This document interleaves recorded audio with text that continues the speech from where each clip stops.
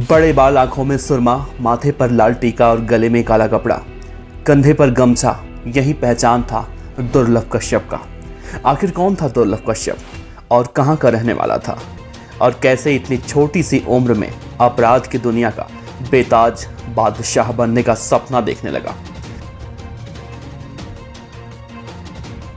दोस्तों, अभी तक आपने कई गैंगस्टरों के बारे में सुना होगा, जैसे श्री प्रकाश शुक्ला, मुन्ना बजरंगी, मुख्तार अंसारी, ब्रजेश सिंह, धनंजय सिंह। लेकिन सब लगभग उम्र की उस दहलीज पर पहुंच गए थे जहां से जराइम की दुनिया में एंट्री करना बहुत आसान होता है। लेकिन बीडीएफ न्यूज की क्राइम सीरीज खलनायक में आज हम एक ऐसे गैंगस्टर की कहानी बताने जा रहे हैं जो बहुत ही कम उम्र में अपराध की दुनिया में अपना नाम स्थापित करना चाहता था। नाम दुर्लभ कश्यप, उम्र 16 साल, पेशा अपराध। मध्य प्रदेश के उज्जैन जिले के कम उम्र के लड़कों के गिरोह का सरगना था दुर्लभ कश्यप। उसकी उम्र अपने भविष्य को संवारने की थी, लेकिन होश संभालने के साथ ही उसकी चाहत मशहूर होने की हो गई और अपने इसी सपने को पूरा करने के लिए उसने अपराध जगत में कदम रखा और अपने इस कदम में उसने सहारा लिया सोशल मीडिया का। उज्जैन जिले के उसके जैसे सैकड़ों युवा उसके साथ जुड़ते चले गए। पुलिस को चकमा देने के मामले में उसने बड़े बड़े अपराधियों को भी पीछे छोड़ दिया था और अपराध करने में दाऊद की राह पर था। लेकिन कहते हैं कि बुरे काम का बुरा नतीजा। एक दिन ऐसा आया जब एक गैंग वॉर में उसकी हत्या हो गई और वो हमेशा हमेशा के लिए मशहूर हो गया। दुर्लभ कश्यप उम्र के इस पड़ाव पर था जहां हर बच्चा बड़ा होकर डॉक्टर, इंजीनियर या पुलिस में जाकर बड़ा अधिकारी बनने का सपना देखता है, लेकिन उसे तो कुछ और ही बनना था। दुर्लभ युवकों के बीच काफ़ी फेमस था और उस दौर में 16-17 साल के युवा बहुत तेजी से उसके साथ जुड़ते चले जा रहे थे। अपराध की दुनिया में शामिल होने वाले युवक दुर्लभ कश्यप को एक आइकॉन की तरह देखने लगे थे। सोशल मीडिया के जरिए शहर में अपना खौफ फैलाने के लिए की गई पोस्ट में भी कश्यप का नाम चर्चा में रहता था। दुर्लभ कश्यप हमेशा अपने माथे पर गोल टीका, आंखों में काजल और गले में ब्लैक कपड़ा डालता था। अपनी इस लाइफ स्टाइल की वजह से वो और भी चर्चित रहता था। आखिर दुर्लभ की मौत कैसे हुई, ये भी हम आपको बताएंगे। 2 साल पहले दुर्लभ कश्यप ने अपने फेसबुक वॉल पर एक पोस्ट डालकर दहशतगर्दी फैलाने का काम शुरू किया और उसने बाकायदा इसके लिए रेट तय कर दिया। दुर्लभ जैसे कपड़े पहनता था, उसके गैंग के सदस्य भी ठीक वैसे ही कपड़े पहना करते थे, या फिर यूँ कहें कि उसकी गैंग का ये ड्रेस कोड बन चुका था। ये गैंग सोशल मीडिया पर पोस्ट के जरिए लोगों को अपनी तरफ आकर्षित करता था। इस गैंग का फेसबुक पोस्ट होता था, अगर कोई गैंगस्टर किसी को परेशान कर रहा हो या कोई विवाद हो, कोई भी बात हो, छोटा हो बड़ा हो, हम सब निपटा देंगे। और धीरे धीरे पूरे उज्जैन शहर में इस गैंग के नाम की तूती बोलने लगी। और आ गया साल 2018 जब दुर्लभ ने फेसबुक पर एक पोस्ट करके दहशत फैला दी और पहली बार इस गैंग के 23 लोगों को गिरफ्तार किया गया। पुलिस ने अक्टूबर 2018 में उस समय इस नई गैंग के 23 सदस्यों को गिरफ्तार किया जो कि कम उम्र के थे।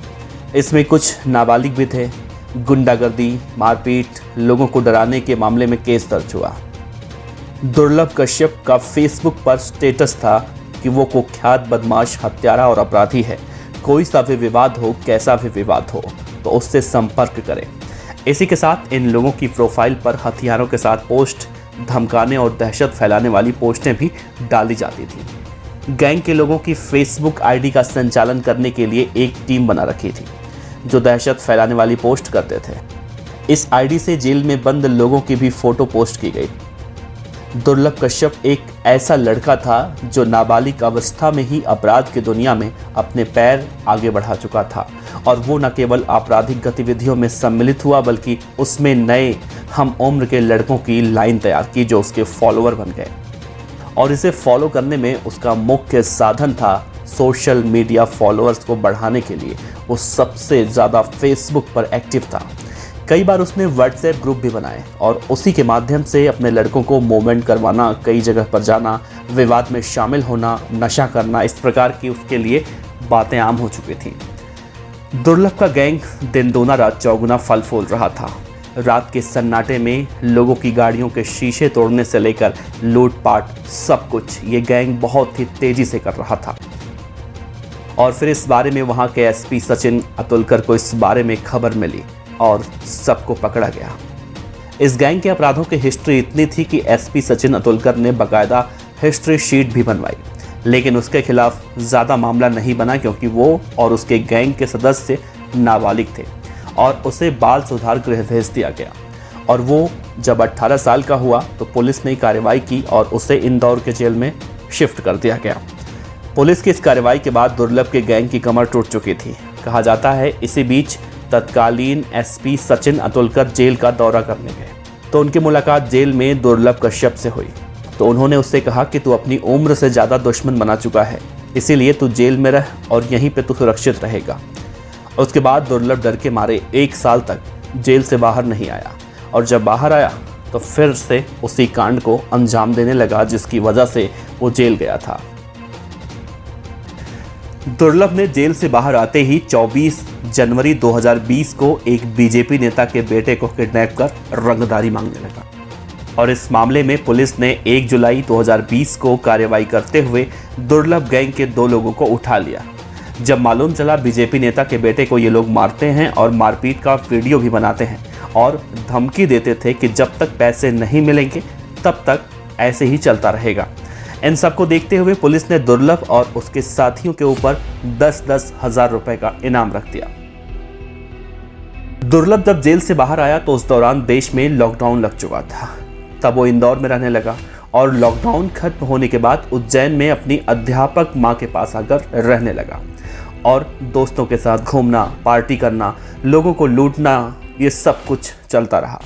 जेल से बाहर आने के बाद दुर्लभ अपने आप को बहुत बड़ा डॉन समझने लगा था। पुलिस की निगाहें अब दुर्लभ से हटकर और अपराधियों पर जा चुकी थी। लॉकडाउन चल रहा था, अपराध अपने चरम पर था। दुर्लभ भी रोजाना रात में पार्टी करने और गुंडागर्दी करने में मशगूल था। लेकिन वो दिन भी आ गया जब दुर्लभ का अंत होने वाला था।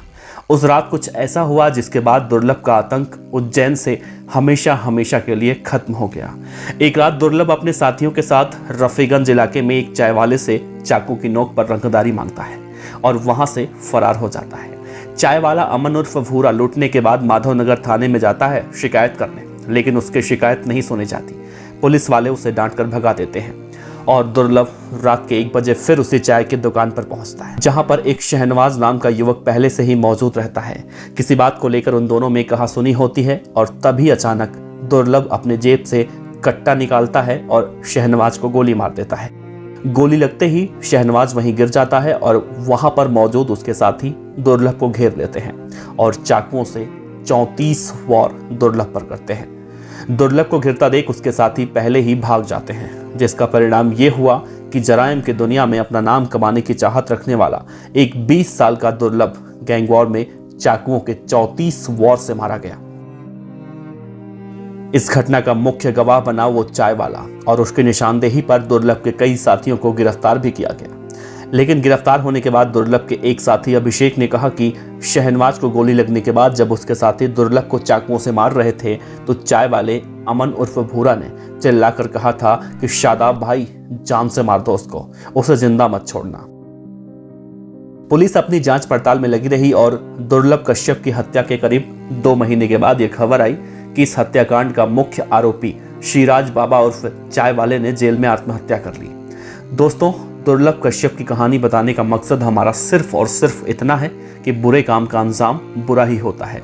जब दुर्लभ की मौत हुई तो उसके पिता रजनीश कश्यप ने मीडिया से बातचीत करते हुए कहा था कि कोई भी उनके बेटे के जैसा ना बने, और इस तरह से खत्म हुआ उज्जैन शहर से आतंक का पर्याय बन चुके दुर्लभ कश्यप का डर। दोस्तों, खबर कैसी लगी अपने विचार जरूर देना।